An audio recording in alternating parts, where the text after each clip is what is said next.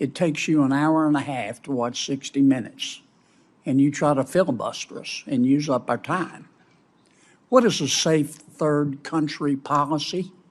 Senator, a safe third country policy is a policy that provides as follows: that when an individual is fleeing their country of origin by reason of fear of persecution, and they traverse another country that can provide them safety from that fear, then they may not qualify for humanitarian relief in their ultimate country of destination because they Let have me stop you because you're watching 60 Minutes again. Well, it's Senator. A safe third country policy, you can tell me if I misunderstand this. Safe third country policy says America has joined the UN treaty that says if you're being persecuted politically or for race or for religion in your own country, you can seek asylum in the United States. But this is the safe third country part. You have to seek that asylum in the first safe third country that you enter. Is that basically correct? What you just watched is one of the most intense immigration accountability moments in Congress, and honestly, Senator John Kennedy came in sharp, direct, and unapologetically tough. This was not political theater. This was a senator demanding clear answers about border security, national safety, and immigration policy, while refusing to let Secretary Alejandro Mayorkas dodge accountability with vague responses. Whether you agree with Kennedy's politics or not, you have to admit this. He kept the pressure on. He refused to let the conversation drift. And that is exactly what oversight hearings are supposed to look like. If you appreciate clear, honest breakdowns of real congressional moments without the spin, you are in the right place. This is Congress Lens. I'm Audrey, and if you want more sharp political reactions, make sure you like, subscribe, and turn on notifications. Now let's get into the full reaction. Thank you. Thank you, Senator Kennedy. Mr. Secretary and Mr. Secretary, thank you for being here today. Secretary Mayorkas, since President Biden has been president and since you have been secretary, how many members of Hamas have come into our country across the southern border? Senator, I'm not aware of a member of Hamas crossing the border.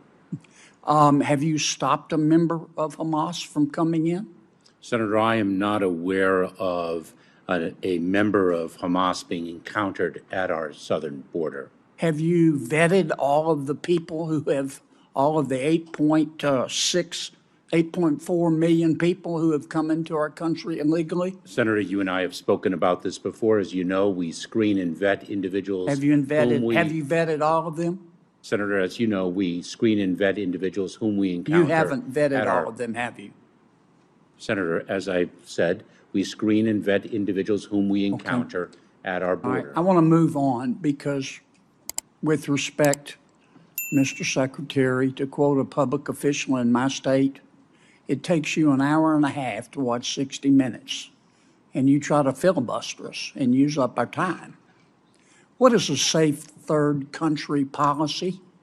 Senator, a safe third country policy is a policy that provides as follows: that when an individual is fleeing their country of origin by reason of fear of persecution, and they traverse another country that can provide them safety from that fear, then they may not qualify for humanitarian relief in their ultimate country of destination because they Let me stop you because you're watching 60 Minutes again.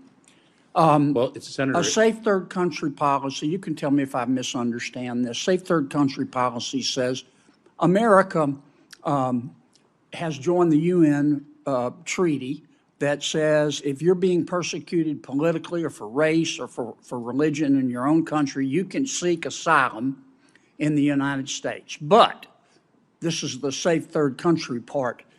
You have to seek that asylum in the first safe third country that you enter. Is that basically correct?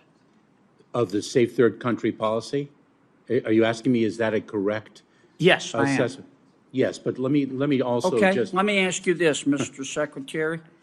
Safe third country policies have been around for over 40 years, haven't they?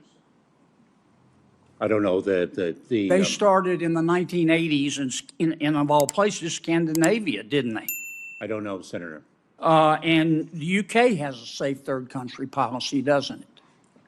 Senator, the UK is underway in addressing its immigration challenges. Spain has a safe third country policy, doesn't it? Senator, if you know the answer to the question, I'm not sure why you're posing it to me. Greece has a safe third country policy, doesn't it? Because I want to know if you know. You don't even know how many people are coming into our country. That is not Greece true. has a safe third country policy, doesn't it? Senator, I disagree with the statement that you... I understand, but does Greece have a safe third country policy? I do not know if it does. Canada, the EU, Turkey, Norway, they all have safe third country policies, don't they? It's interesting you cite Canada because I negotiated the safe third country agreement. And the first thing that President Biden did, and you did when you took office, was abolish our safe third country policies. Now, in 2023, this is Senator Hovind's chart. What percentage of the illegal immigrants who came across the southern border were not from Mexico? Do you know? Senator, I know that third country nationals has been on the increase, the number of encounters. What percentage? I can certainly. You don't know, do you? I can certainly. It's 71%, okay, are not people who are not from Mexico. So if we had a safe third country policy, that means that 71% of the 8.4 million people that if you have allowed to come into our country illegally, let me be conservative and use 6.6 million because the 8.4 includes gotaways. 71% of the 6.6 million people that you have allowed into our country illegally would not be hurt in any way.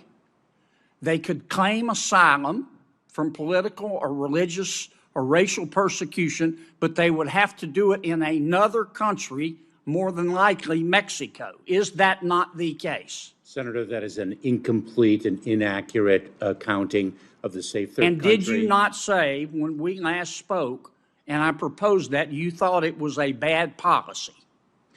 Senator, let me share with you a prerequisite to a safe third country agreement, and that is... No, I'm almost out of time, and I'm not going to let you filibuster, Mr. Secretary. Well, Senator, I have to say that 60 minutes... Well, I'm just not going to let you do it. Senator Kennedy, if he can respond, you're out of time, but I'd like to... It's my time, Madam Chair, and I'm going to use it the way I want. Your time is expired. Well, you let others go on. Here's what I think, Mr. Secretary. I think you're a smart guy. Now, there are only one or two things going on here. Either you're not qualified to manage a Costco food court, or you believe in open borders. I think it's the latter. Senator Kennedy, your time has expired. Thank you. I would just say the following two things. Number one, you're 0 for 2 on that. You're inaccurate in both respects, number one. And I'd like the record to reflect that 60 minutes is not 45 minutes, because I can't seem to answer a question without being interrupted. I just wanted to make that comment. Well, if you would answer a question. Thank you very much. Thank you very much, Madam Chair. Appreciate the recognition. After watching the full exchange, I genuinely believe Senator John Kennedy did what many Americans wish more lawmakers would do. He demanded real answers instead of accepting political word salad. Right from the start, Kennedy asked a serious national security question. How many members of Hamas have crossed the U.S. southern border? Secretary Alejandro Mayorkas repeatedly said he was not aware of any. And honestly, when you are leading Homeland Security, not aware does not exactly inspire confidence. Kennedy then pressed on vetting. Millions of people have crossed the border illegally, and he asked a straightforward question about whether all of them were vetted. Instead of a direct yes or no, Mayorkas kept giving broad responses about screening individuals they encounter. That is where Kennedy's frustration felt justified. He openly called out what many viewers noticed: the long answers, the indirect responses, the habit of talking around the question instead of answering it. When Kennedy joked that it takes Mayorkas an hour and a half to watch 60 Minutes, it was funny, but it also made a serious point about government officials avoiding straight answers. The safe third country discussion was another strong moment for Kennedy. He explained clearly that many countries already require asylum seekers to apply in the first safe country they enter. He pointed out that places like Canada, the UK, and several European countries already follow versions of this policy. Then he brought up a striking statistic. About 71% of migrants crossing the southern border are not from Mexico.